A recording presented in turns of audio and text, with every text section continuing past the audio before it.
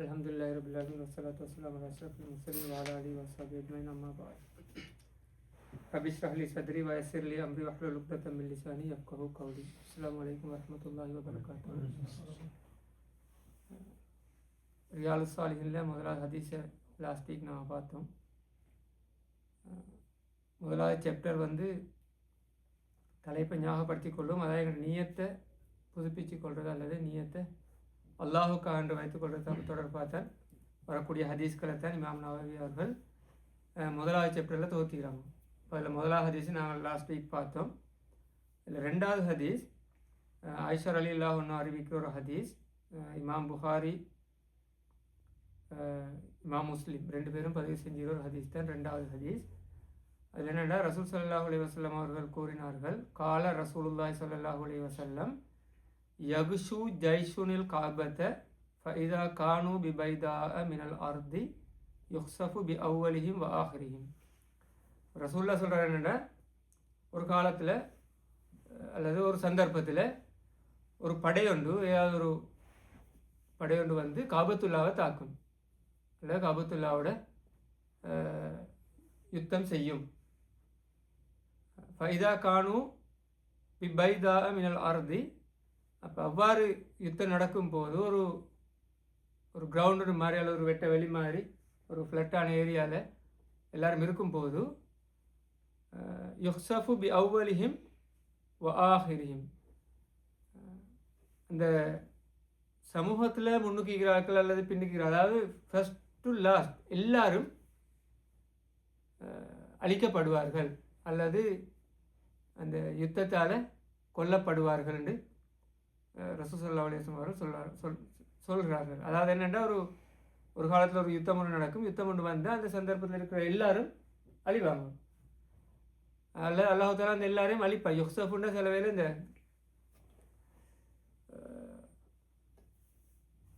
என்ன சொல்கிறாரு, முழுமையாக அழிச்சு போடுறது அல்லது பூமி அதிர்ச்சி ஒன்று எல்லாம் அப்படியே கிளியர் ஆக்கிடுமே, அது மாதிரியான வேர்டுக்கும் பயன்படுத்துகிறேன். அப்போ என்னென்னா, முழுமையாக சமூகம் அழிக்கப்படும் என்று ஒரு ஒரு வார்த்தையை ரசூல் ஸல்லல்லாஹு அலைஹி வஸல்லம் அவர்கள் சொல்கிறாங்க. அப்போ அவ கேட்குறா, ஆயிஷா ரலியல்லாஹு அன்ஹா திருப்பி கேட்குறா, குல்து யா ரசூல் அல்லா கைஃப யுக்ஸஃபு பி அவ்வலிஹிம் வ ஆஹிரிஹிம். ஐநூலில் எல்லாரும் எப்படி அழிக்கப்படுவாங்க அல்லது ஏன் எல்லோரும் அழிக்கப்பட வேண்டும்? வஃபீஹிம் அஸ்வாக்குஹும், சில பேர் அந்த இடத்துல இந்த ஷாப்பிங் போக வந்தார்கள், அது வியாபார நோக்கத்துக்காக வந்தார்கள் அதுவும் இருப்பாங்க. அதே நேரம் வமன் லைசமின்னும், அந்த யுத்தம் செய்யாத ஆட்களும் இருப்பார்கள். அப்படி சொன்னதும் ரசூல் ஸல்லல்லாஹு அலைஹி வஸல்லம் அவர்கள் சொல்வார்கள், யுக்ஸஃபு பி அவ்வலிஹிம் வ ஆஹிரிஹிம் சும்ம யுப்அஸூன அலா நியாத்திஹிம். எல்லோரும் யுத்தம் ஒன்று வந்தால் நல்லவன் கெட்டவன் என்று பார்த்துப்படாது, உள்ள எல்லாரும் அழிக்கப்படுவார்கள். திரும்ப அல்லாஹ் தஆலா அவர்களை அவங்களோட உள்ளத்திலிருந்து நீயத்துக்கு ஏற்ப எழுப்புவான். இந்த ஹதீஸில் ரசூல் ஸல்லல்லாஹு அலைஹி வஸல்லம் அவர்கள் சொல்ல என்னென்னா,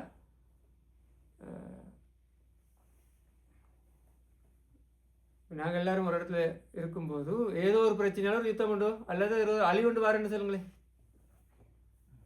எல்லாரும் வாழ்கிற ஒரு சமூகத்தில் ஏதோ ஒரு காரணத்தால் ஒரு அழிவுண்டு வருது.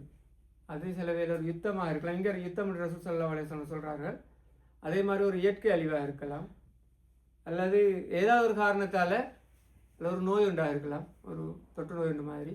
அல்லாஹ் தஆலாவோட ஒரு தண்டனை வருது. அல்லாஹ் தஆலாவோட ஒரு தண்டனை அந்த இடத்துல இறங்கும்போது அந்த இடத்துல உள்ள எல்லோரும் அந்த தண்டனைக்கு உள்ளாகப்படுவார்கள். அதில் நல்லவன் கெட்டவன் என்ற வித்தியாசம் இல்லை. அவங்களுக்குரிய கூலி எப்படி கிடைக்கும்னு சொன்னால் அதில் இந்த அப்போ அது ஒரு அநியாயம் மாதிரி விளங்குறது தானே. அதுதான் ஆயிஷா ரலியல்லாஹு அன்ஹா கேட்குறார்கள், ஒரு தண்டனை வந்தால் நல்ல ஆட்களும் இருக்கிறாங்களே, யுத்தத்துக்கு செய்யாதார்கள் பாவம் செய்யாத ஆட்களும் இருப்பாங்களே, அப்போ அவங்களுக்கு என்ன செய்யுதுன்னு சரி. அதுக்கு தான் ரசூல் ஸல்லல்லாஹு அலைஹி வஸல்லம் சொல்கிறார்கள், எழுப்பப்படுவார்கள் ஆனால் அவங்களோட நீயத்துக்கு ஏற்ப. அந்த இடத்துல பாவம் செஞ்சு கொண்டு அல்லது குற்றம் இழைத்து கொண்டு இருந்தால் அந்த நீயத்துக்கு ஏற்ப அவன் எழுப்பப்படுவான். அல்லது நல்ல எண்ணத்தோட ஈமான் இஸ்லாத்தோடு வாழ்ந்து கொண்டிருந்தாண்டா எழுப்பப்படும் போது அவனுக்கு சொர்க்கத்துக்குரிய கூலி அல்லது அவனுடைய எண்ணத்துக்குரிய கூலி அவன் இன்டென்ஷன் எப்படி இருந்தோ வாழும்போது அதுக்கேற்பதான் அவன் எழுப்பப்படுவான். இப்போ இதை சொல்லும்போது இது சம்மந்தமான பல ஹதீஸ்கள் ரசூல் ஸல்லல்லாஹு அலைஹி வஸல்லம் அறிவிச்சிருக்கிறாங்க. அதில் ஒரே ஒரு ஹதீஸை மட்டும் நாங்கள் இந்த இடத்துல சொல்கிறேன். மக்கள் ஒரு அநியாயத்தை கண்டா, மக்கள் ஒரு சமூகமாக வாழும்போது ஒரு அநியாயத்தை பாவத்தை கண்டு அதை மாற்றுறதுக்கு அல்லது அதை தடுக்கிறதுக்கு ட்ரை பண்ணலாட்டி அந்த அநியாயக்காரர்களுக்கு கிடைக்கிற பாவத்தால் அல்ல தண்டனை இவர்களுக்கும் கிடைக்கலாம் என்று ரசூல் ஸல்லல்லாஹு அலைஹி வஸல்லம் அவர்கள் சொன்னார்கள். ஔஷக யஉம்மஹுமுல்லாஹு பி இகாபிஹி, அதாவது கொடுக்குற தண்டனையை அல்லாஹ் தஆலா பொதுவாக தான் கொடுப்பாங்க. அப்போ ஒரு பாவம் ஒன்று நடந்தால் அல்லது அநியாயம் ஒன்று நடந்தால் அதை மாற்றுறதுக்கான ஒரு போராட்டத்தில் அல்லது மாற்றுறதுக்கான எண்ணத்தில் இருக்கணும். அப்படி இல்லாட்டி அநியாயம் நடக்காத ஒரு இடத்துக்கு, பாவம் நடக்காத ஒரு பூமி ஒன்று தேடி போய் அங்கு நல்லவர்கள் மட்டும் வாழ்கிற இடத்துல தேடி போய் வாழணும். அப்படி இல்லாட்டி கிடைக்கிற தண்டனை உள்ள எல்லாருக்கும் கிடைக்கும். ஆனால் தண்டனையிலேருந்து உலகத்தில் தப்பிக்க இல்லாட்டியும் பரவாயில்ல, மறுமையில கூலியை பெற்றுக்கொள்ளணும்னு சொன்னால் எங்களோட நீயத்து எப்பயும் நல்ல நீயத்தோடு நாங்கள் வாழ்ந்து வந்தோம்னு சொன்னால், அல்லாஹுக்காண்டு வாழ்ந்து வந்தோம்னு சொன்னால் எங்களோட நீயத்துக்கு ஏற்ப கூலி கிடைக்கும். அப்போ இந்த ஹதீஸில் நபி ஸல்லல்லாஹு அலைஹி வஸல்லம் நாடி என்னென்னு சொன்னால், ஒரு முஸ்லீமுடைய வாழ்க்கையில் நீயத்துக்கு எந்த அளவு இடம் இருக்குது, எந்த அளவு முக்கியத்துவம் இல்லை ஒரு விடயம் இந்த நீயத் என்பது.